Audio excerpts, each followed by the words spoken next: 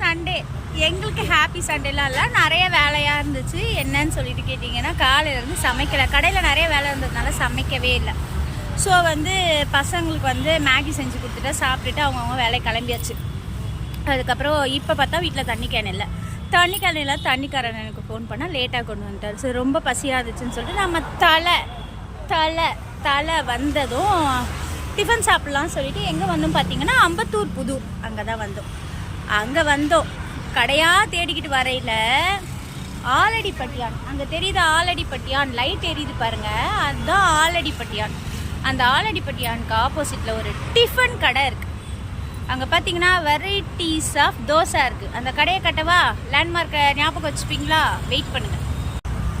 இந்த தோசை போடுற அக்கா தான் வெரைட்டியாக தோசை போட்டு தராங்க. இந்த லொக்கேஷனை பார்த்துக்கோங்க.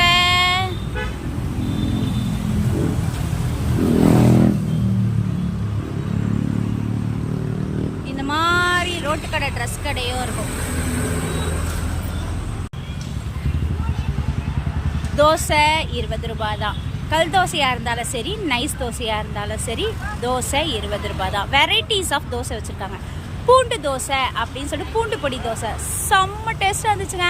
வேணால் ட்ரை பண்ணி பாருங்கள். எங்கன்னா நம்ம அம்பத்தூர் புதூர் போகிற ரோட்டில் தான் இருக்குது. ஆப்போசிட்டில் ஆலடிப்பட்டியான்னு இருக்குது.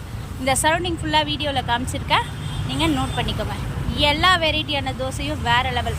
சாம்பார், கார சட்னி, ஆந்திரா சட்னியும் மிஞ்சிரும் போல் இருக்குது. செம்மையாக இருந்தது. தேங்காய் சட்னி கூட நல்ல ஒரு டேஸ்ட்டாக இருந்துச்சு. சூப்பராக இருந்தது. ட்ரை பண்ணி பாருங்கள். Thank you.